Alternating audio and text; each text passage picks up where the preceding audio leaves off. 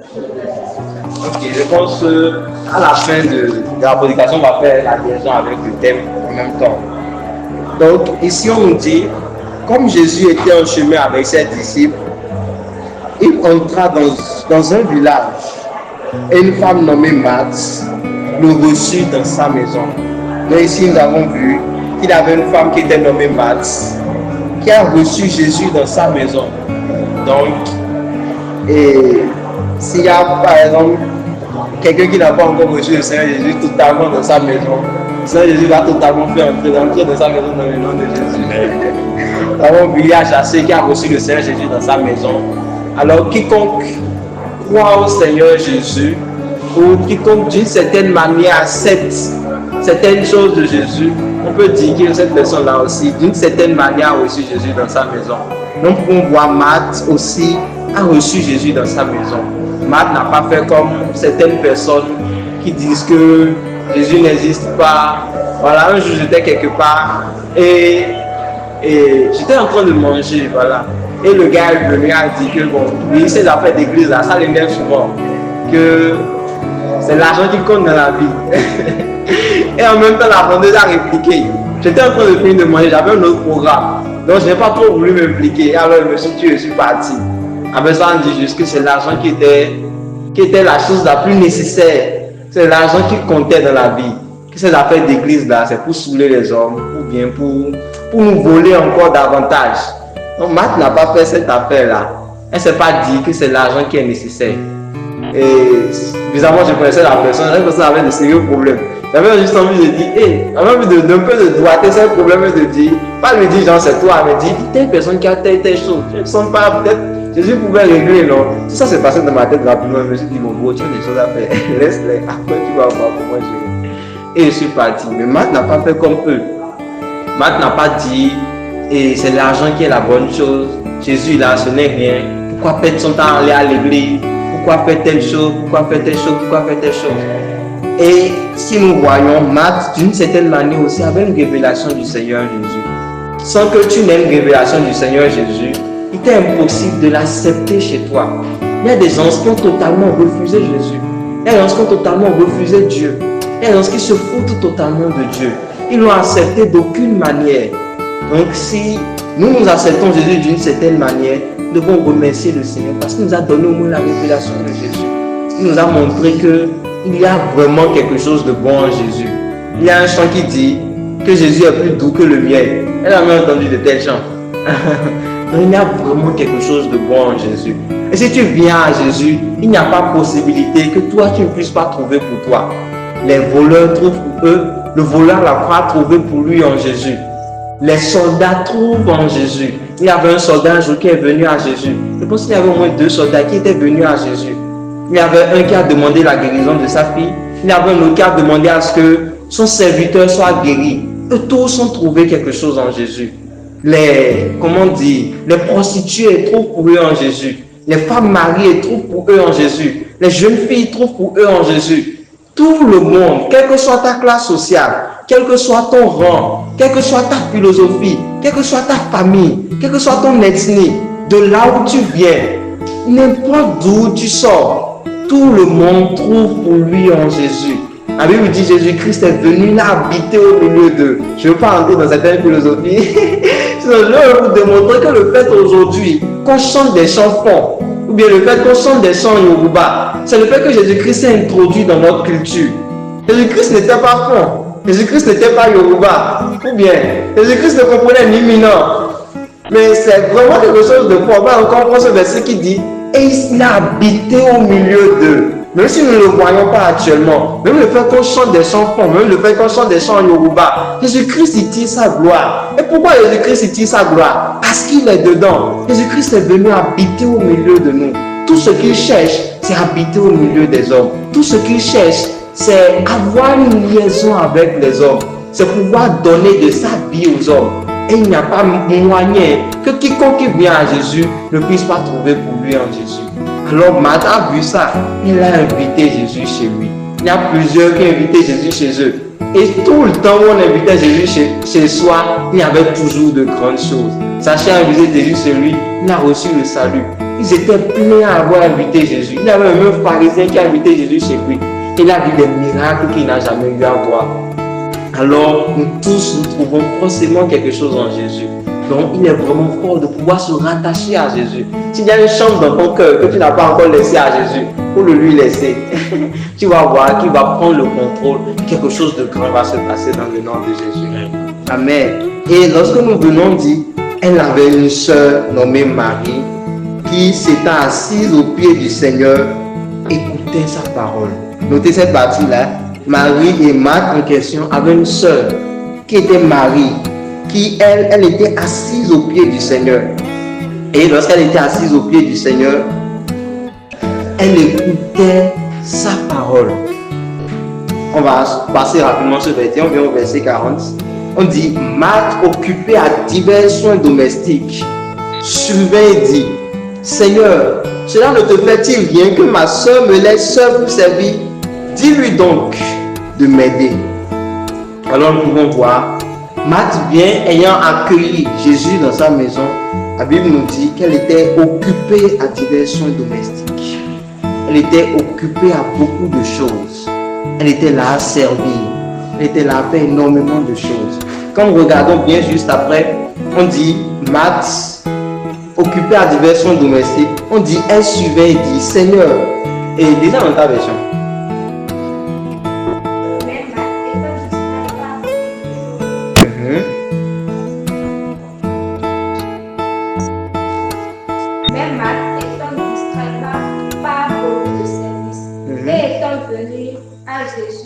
Jésus a dit, Seigneur, ne te soucies-tu pas de ce que ma soeur me laisse toute seule à servir?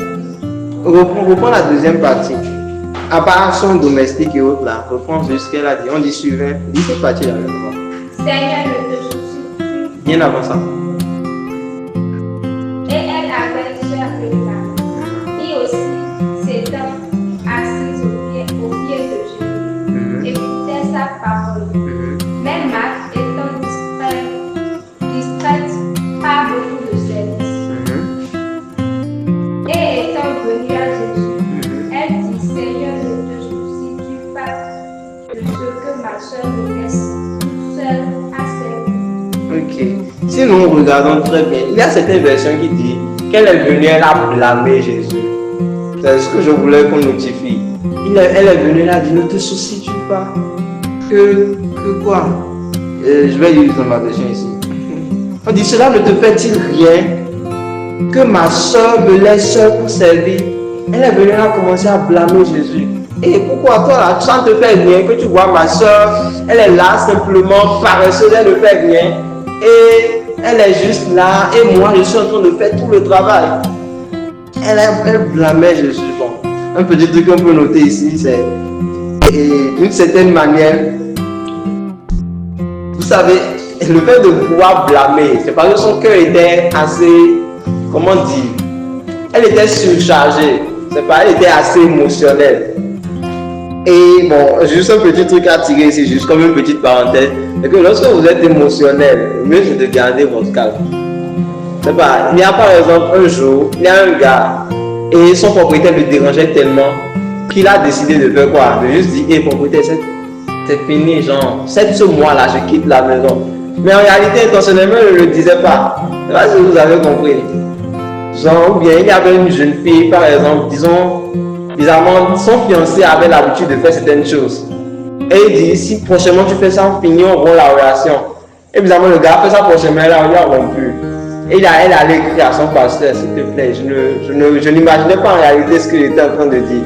Mais juste le fait d'être sous les émotions, vous pouvez arriver de poser certains gestes, de faire certaines choses qu'en réalité nous-mêmes on ne veut pas. Et après, la situation devient difficile.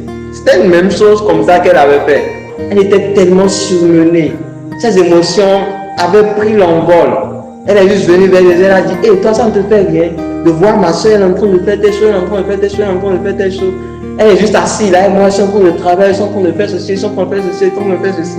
Ça ne te fait rien du tout. Et elle blâmait Jésus. Elle a fait ce qu'elle ne devait pas faire parce que les émotions étaient très hautes. Il y a un verset dans le psaume qui dit, lorsque mes émotions se prennent de l'envol, guide-moi Seigneur.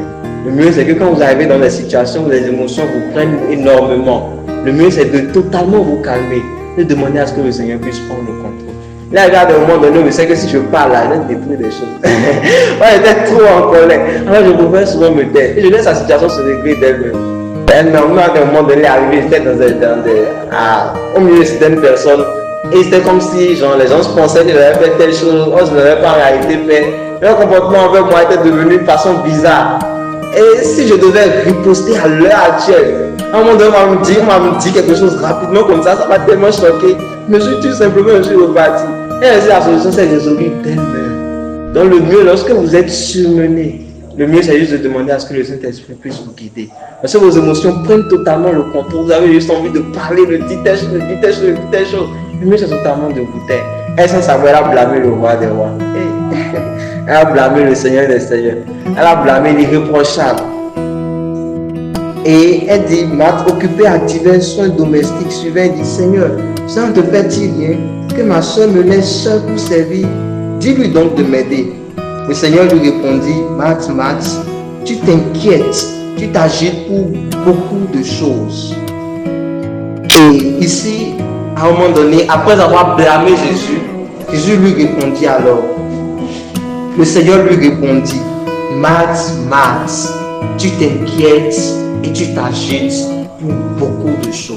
S'inquiéter, c'est quoi? C'est le fait de se dire telle chose est nécessaire, telle autre chose est nécessaire, telle autre chose est nécessaire. Il faut que je fasse ceci, il faut que je fasse cela, il faut que ceci soit fait, il faut que ceci soit fait. Alors le fait de se mettre à cœur, telle chose doit être faite, telle autre chose doit être faite, telle autre chose doit être faite, je dois régler telle chose, je dois régler telle chose.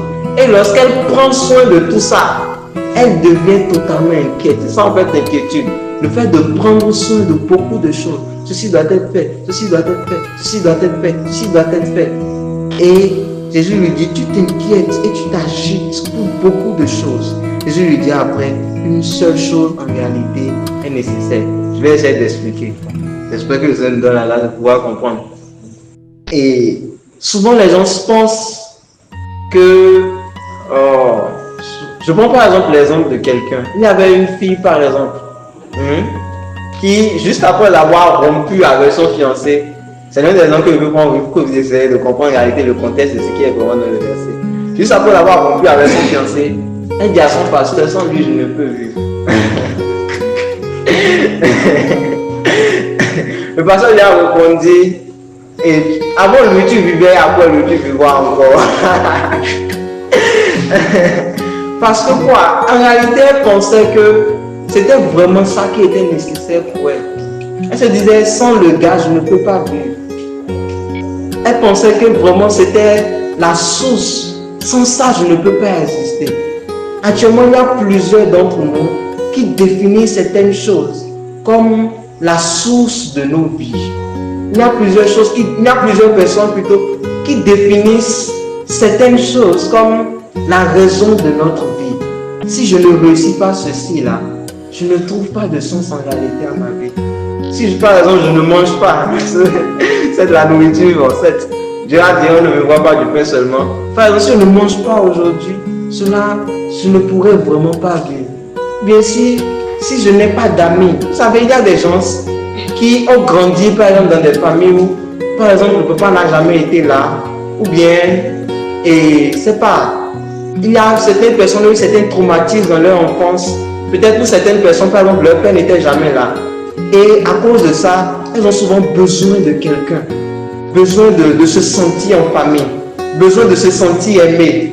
Je ne sais pas si vous avez jamais vu. Il y a des gens juste le fait d'être quelque part. Ils ont envie de se sentir aimé par les gens. Et le problème, c'est que lorsque quelqu'un ne les aime pas, ou bien lorsque quelqu'un ne leur donne pas cet amour-là en retour, c'est comme si quelque chose de sérieux de leur vie a juste été enlevé. Moi, j'ai souvent fait une remarque, je ne sais pas si vous l'avez fait. Et j'avais souvent découvert que souvent, ceux-là qui manquent souvent de l'amour d'un côté des parents ou bien d'une certaine manière, vont souvent chercher cela dans les relations. Je ne sais pas si vous avez jamais remarqué ça. Oh bon, souvent c'est moi qui ai fait le constat alors. Sinon, la majorité de ceux-là qui ont vu sortir avec des gars ou bien sortir avec des filles ou bien des trucs là, vous allez voir, il y a souvent quelque chose qu'ils définissent comme nécessaire dans leur propre vie. Et c'est à cause de ça ils vont le chercher. L'homme aujourd'hui, pour n'avoir pas connu Dieu, parce que la Bible nous dit ici, une seule chose est nécessaire. Pour n'avoir pas connu Dieu, se sont définis des choses comme nécessaires pour leur existence. Se sont définis et comment dire, choses encore. Se sont définis certaines réalités, mais certains besoins comme en réalité nécessaires pour leur existence. D'autres par exemple, c'est peut-être les diplômes. D'autres par exemple, c'est peut-être la gloire. Si je n'ai pas, si je ne me distingue pas parmi les amis, ce serait vraiment difficile. Ou bien si je ne deviens pas quelque chose dans la vie, ce serait vraiment, je n'aurais pas atteint mon objectif dans la vie. Il y a des gens aujourd'hui qui se battent pour devenir quelque chose dans la vie. Il y a des gens qui se battent pour être un cadre. Il y a des gens qui se battent pour être millionnaire. J'ai vu des amis comme ça qui se battent pour être millionnaire. J'ai vu des amis qui sont en train de se battre actuellement peut-être pour aller en France. J'ai vu des amis qui sont en train de se battre juste pour pouvoir gagner des milliards, pour pouvoir créer son entreprise. Mais sérieusement parler, c'est nécessaire. Répondez-moi non. Est-ce que c'est nécessaire? À un moment donné, c'est... Comment? Ou bien il y a peut-être des personnes qui se disent actuellement j'ai peut-être 30 ans, j'ai 40 ans, si je ne trouve pas un mari, c'est fini pour moi. Ou bien si je n'ai pas d'enfant, je n'aurai vraiment pas eu à vivre. Il y a certaines choses qu'on considère comme n'étant pas nécessaires. Mais il y a certaines choses qu'on considère dans la vie comme étant nécessaires. Je se dis par exemple, si je n'ai pas d'enfant, ce serait vraiment difficile. Homme ou femme, je connais des gens qui n'ont pas eu des enfants et qui ont fait des exploits pour le Seigneur. Je ne vais pas vous citer des noms. Des gens pour l'instant n'ont jamais eu d'enfant. Mais il en a adopté au moins plus de 7. Sa vie était splendide. Il est l'un des plus grands généraux de Dieu que je connaisse. Il y a une dame qui s'appelait Marie quelque chose. La veille de son mariage, le Seigneur l'avait appelée à pouvoir faire une tâche pour elle, de pouvoir venir en Afrique. Et son fiancé a dit que venir en Afrique, lui n'est pas prêt. Alors elle a décidé d'abandonner le fiancé, elle est venue en Afrique. Elle était devenue comme missionnaire. Je pense qu'elle était docteur encore, mais elle faisait un travail. Et en même temps, elle était missionnaire. Elle ne s'est jamais mariée jusqu'à la fin de sa vie. Et à cause d'elle, plusieurs des enfants délaissés de l'Afrique. Parce que c'était au moment des temps coloniaux. Dans ce moment, il y avait des gens qui étaient vraiment délaissés. Des gens qui étaient tués. Des gens qui dans certains pays, il y avait de la guerre. Par exemple, en Afrique du Sud, il y avait l'apartheid. Vous n'avez jamais entendu parler de l'apartheid? Il y avait des choses pareilles. Il y avait des meurtres.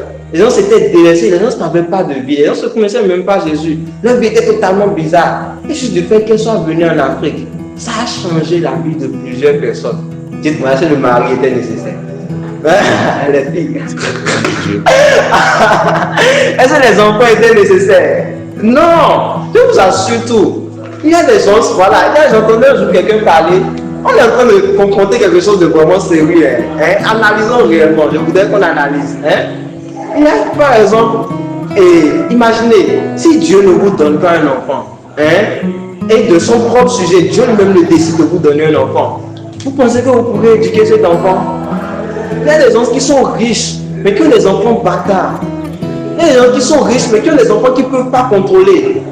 Alors, cela aurait été nécessaire d'avoir un enfant qui ne peut même pas assurer ton nom, un enfant qui va briser ton nom après. Aurait été utile d'avoir un enfant qui peut-être va te tuer après, va te donner des crises cardiaques? Est-ce que c'est nécessaire? Non.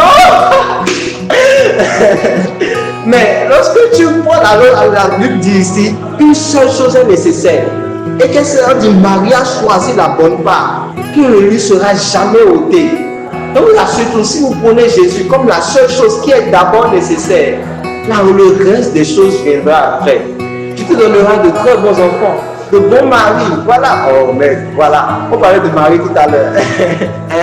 Mari ou bien femme. Prenons les deux côtés. Oh bon, je vais dire quelque chose de peu particulier à moi. Après avoir ma première copine, elle dit que plus jamais je vais toucher à moi. Elle a fait des relations, elle fini avec. Juste parce que quoi? Ça ne fait jamais. Tu es déclaré le temps. Dieu te bénisse. Elle dit que c'est la meilleure relation de toute ma vie. Et parce que il y a des gens, un jour mon père m'a dit, et on parlait de certaines choses, il m'a dit qu'il connaît des gens qui sont morts.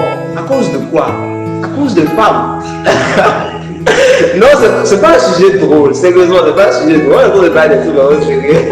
Ça fait rire, mais analysons ça plus sérieusement. Hein? Il y a des gens qui sont morts juste à cause de ça, parce qu'ils ont eu de mauvaises femmes. Et les vacances passées, j'ai entendu un truc là, et une histoire. C'est une personne que je connaissais en réalité. Et c'est un passé que je raconte, mais c'est que c'était tout ça. Mais c'était vraiment dangereux. Quand il avait fait vraiment quelque chose qui n'était vraiment pas faisable. C'était vraiment quelqu'un que je connaissais. Et c'était vraiment difficile, mais il a survécu. On a dû lui cacher certaines choses, sinon, sûrement il aurait trépassé en 2024. Il n'aurait sûrement même pas vu 2025. Juste parce qu'il s'est marié à quelqu'un. C'est vraiment difficile de vivre avec les hommes. Surtout de pouvoir vivre avec quelqu'un et de tout lui donner, tout ton secret, mettre ta vie dans la main de quelqu'un. Or, la personne est quelqu'un qui peut faire des erreurs. C'est vraiment difficile. Entrer dans une relation sans Jésus, je vous jure, ça vous coûterait énormément. Il y a des gens, maintenant, prenons le côté de Marie. Hein? Bon, ça, c'est vraiment remarquable. Il y a des hommes qui battent leur femme sans état d'âme. Ils n'ont pas du tout pitié. Et non pas parce qu'ils l'ont voulu, là, c'est qu'ils ne le veulent pas, qu'ils le font après. Je connais pas, bon, mon père est pasteur, donc parfois j'ai des chuchotements de certaines choses. Hein? Donc j'entends par exemple telle personne a des problèmes, telle personne a des problèmes. Quelqu'un dont je n'imaginais même pas. Un couple vraiment heureux, ils se sont mariés très jeunes. Je pense que c'est l'année passée ou l'année passée, ils se sont mariés. Et à un moment donné, c'est arrivé à un point où la fille ne pouvait plus supporter. Elle était obligée de venir dire que, genre, de temps en temps, le mari donnait quelques mains. La belle famille était vraiment presque insupportable. Donc si on doit décrire tout ce que l'homme a considéré ou bien a vu comme étant nécessaire, hein, ou si on doit analyser et décrire, vous allez voir qu'en réalité, ce n'est vraiment pas du tout nécessaire. Maintenant, je vais encore aborder ceci dans un point de vue vraiment sérieux, que vous puissiez vraiment comprendre que vraiment une seule chose est vraiment nécessaire. Lisons Jean 8 à partir du verset 44.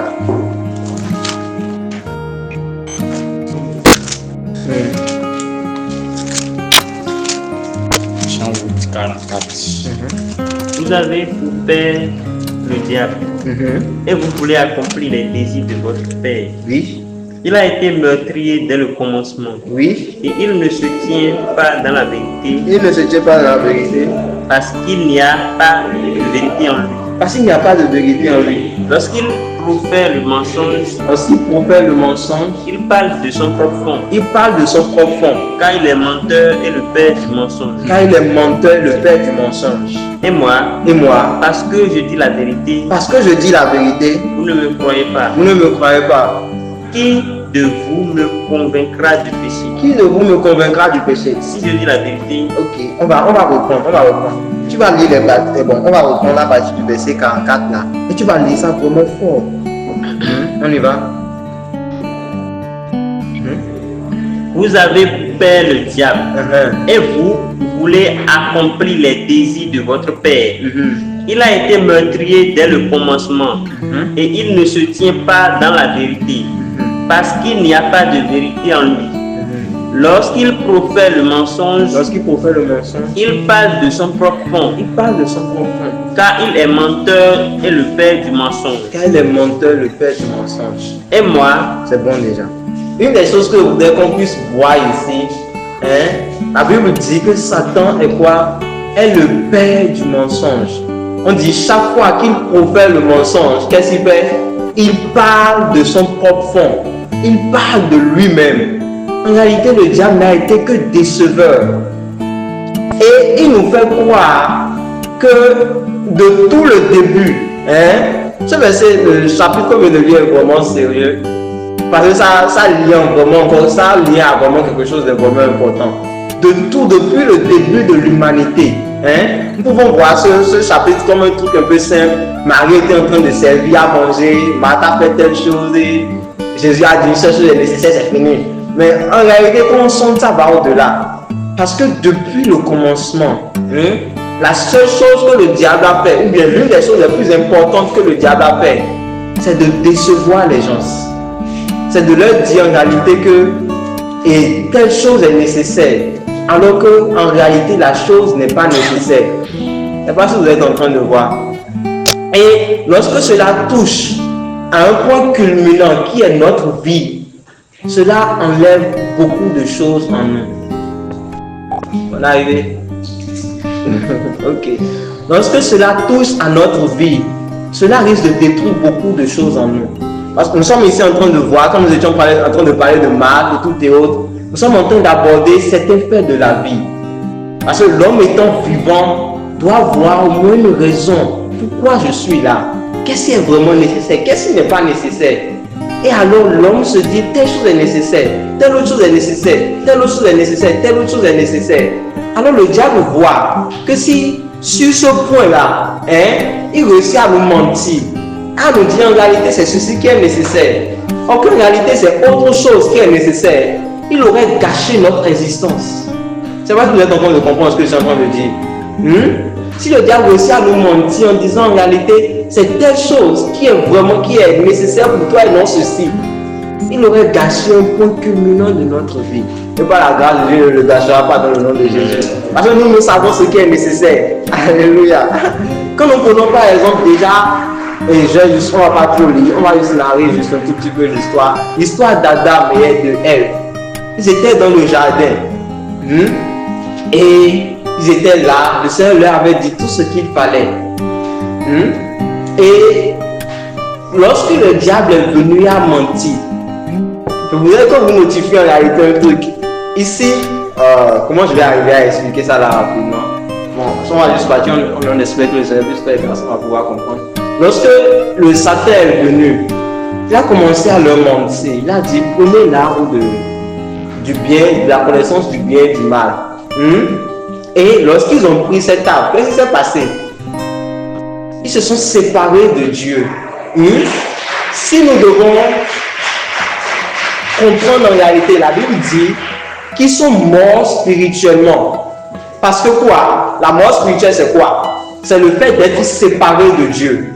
Est-ce qu'on est en train de comprendre? La mort spirituelle, c'est le fait d'être séparé de Dieu.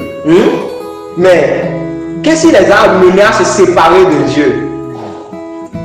Les gens disent souvent que c'est à cause du péché qu'ils ont commis. Mais je crois que ça va encore plus profondément que ça.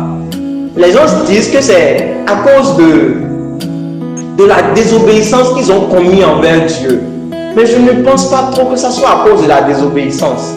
Parce que Dieu aime tellement, de telle sorte que même quand il savait qu'ils avaient néanmoins péché, et il est venu leur a dit, vous êtes où? Vous êtes où? Tout ce que Dieu veut, c'est que l'homme soit dans sa présence. Tout ce que Dieu veut, c'est que l'homme soit à ses pieds. Tout ce que Dieu veut, c'est que l'homme soit près de lui. Ailleurs, je ne vais pas garder le passage. La Bible dit qu'il a créé son peuple pour sa propre gloire. Il nous a créés pour lui-même. Il ne nous a pas créés pour toute autre chose. Il ne nous a pas créés pour les enfants. Il ne nous a pas créés pour la richesse, pour l'argent, pour quoi que ce soit. Il nous a créés pour qui? Pour lui-même. Il nous a créés pour sa joie. Je me détourne encore rapidement de ce que je voulais dire. Donc je disais que quoi? Je ne pense pas que ce soit en réalité la désobéissance. Parce que Jésus, quand Dieu est venu, la première question qu'il a posée, c'est où êtes-vous? Chaque fois que Jésus vient quelque part, une première des choses qu'il cherche, c'est d'abord les pécheurs. À un moment donné, il y avait tout un peuple qui avait péché. Il a dit qu'il allait les détruire. Malgré que celui qui allait annoncer, c'était Jonas qui allait annoncer la repentance, n'a pas voulu que les gens soient sauvés. Dieu lui-même les a sauvés, malgré qu'ils n'étaient pas ceux de Jérusalem ou qu'ils n'étaient pas Israël. Dieu les a néanmoins sauvés. En fait, la désobéissance, ce n'était pas premièrement la chose que Dieu a vue en eux. Mais ce qu'il a vu en eux, c'est qu'ils ont vu dans leur cœur que Dieu n'était plus nécessaire. C'est pas ce que vous êtes en train de comprendre. Parce qu'en réalité, qu'est-ce qu'il lui a dit? Il lui a dit, oh, allons-y, lisons rapidement, parce qu'on va mieux comprendre.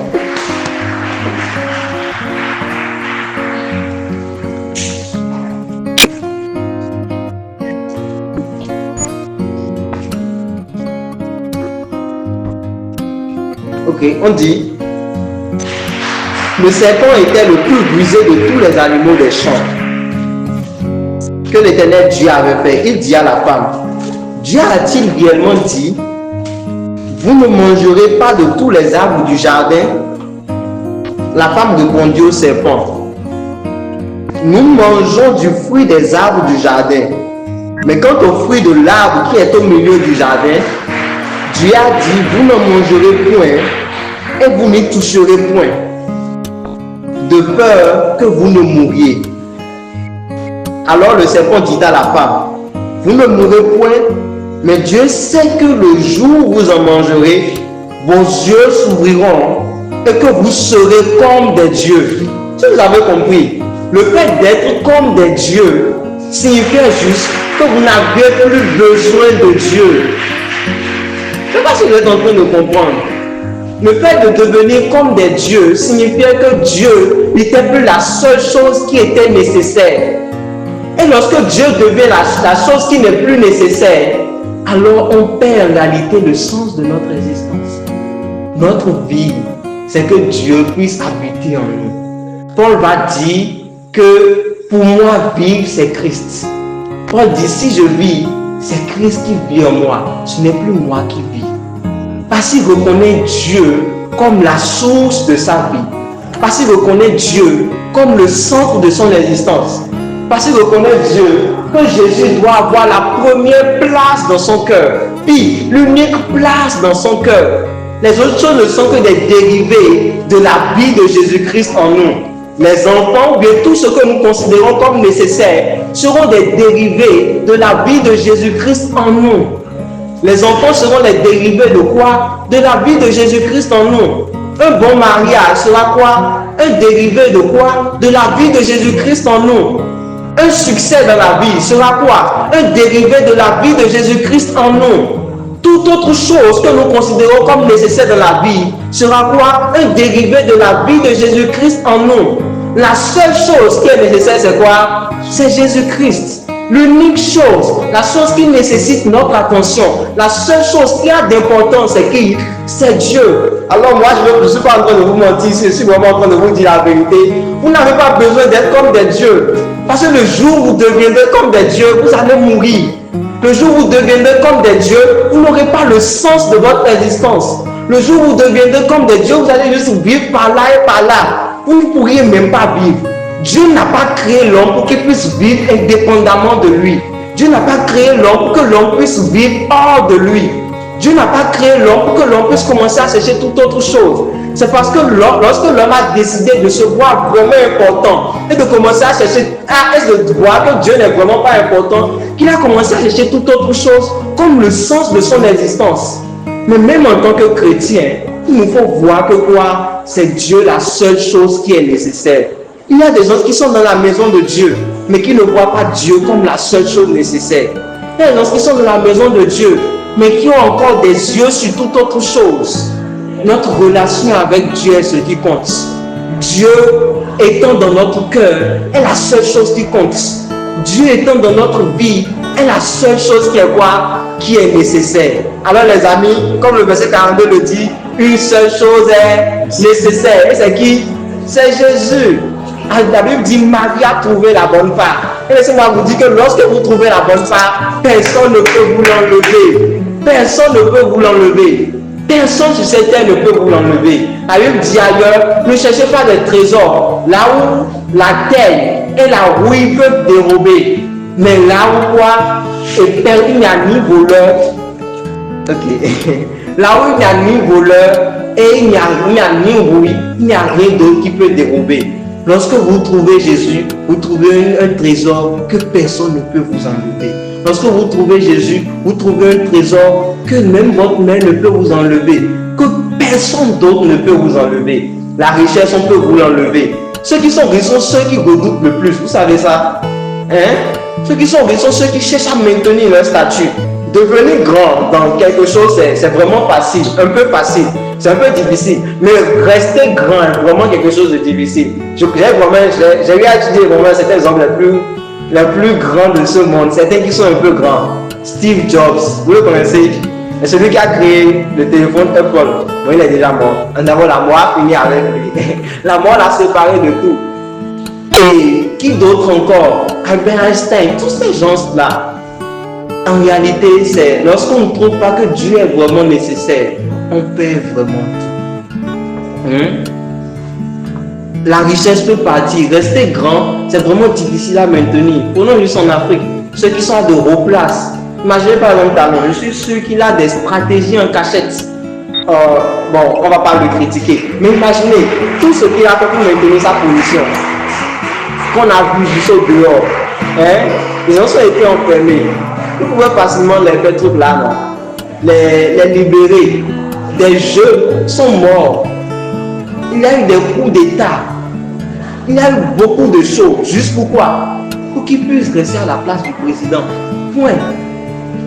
Parce que lorsqu'on est à de certaines places, lorsqu'on est riche et tout ça, c'est vraiment difficile de maintenir sa place. Tout ce que nous voyons aujourd'hui, on se dit c'est vraiment bien ou quoi que ce soit. Lorsque vous analysez, vous allez voir que en réalité, ce n'est pas si nécessaire. La seule chose qui est nécessaire, c'est quoi? C'est Dieu. J'ai envie encore de vous demander encore un petit passage, bon, avant qu'on ne puisse finir. Et qui connaît le passage de la Bible dit l'insensé dit en son cœur il n'y a point de Dieu. Quelqu'un sait que tel verset existe néanmoins, non? C'est dans Proverbe. Cherchons la Bible, non?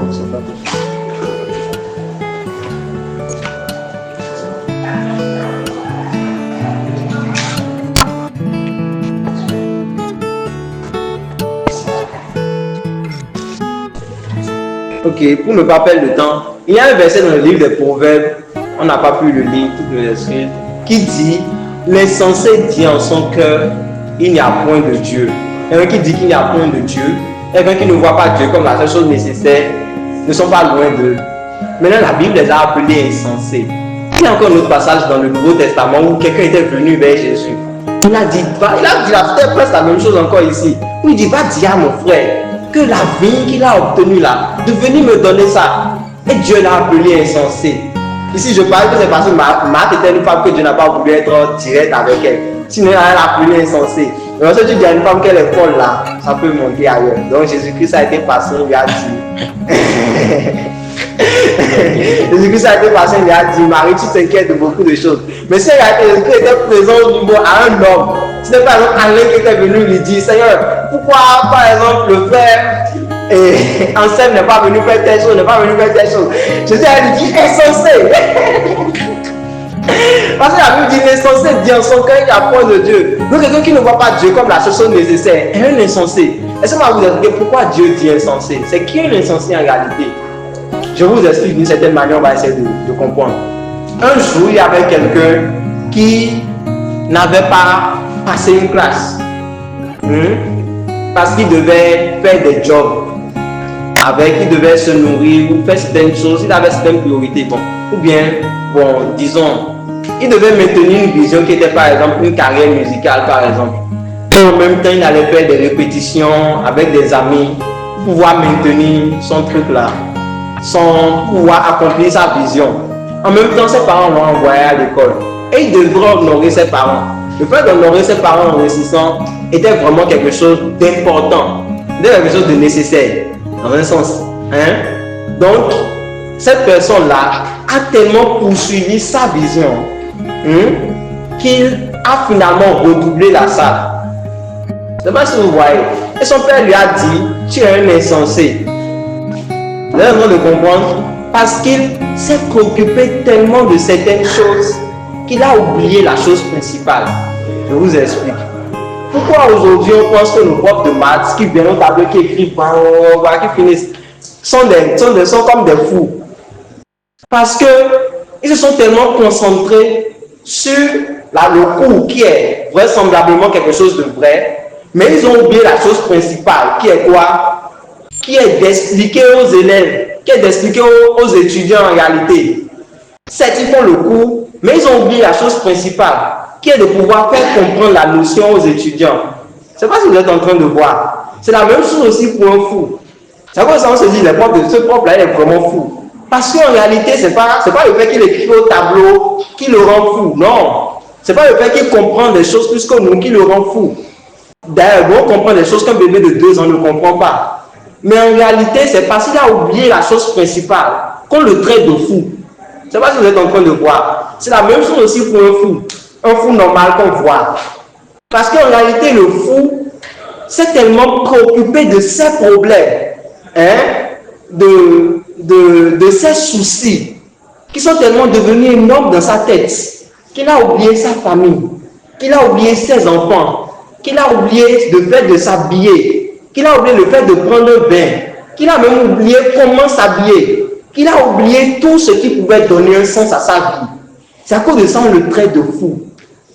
Alors, lorsque nous oublions la chose principale, Jésus a été tendre avec Marie, je vous le dis. J'ai voulu maintenant parler aux hommes. Avant, je parlais aux sœurs. C'est à cause de ça que j'ai pris les hommes de Marie. Maintenant, je parle aux hommes.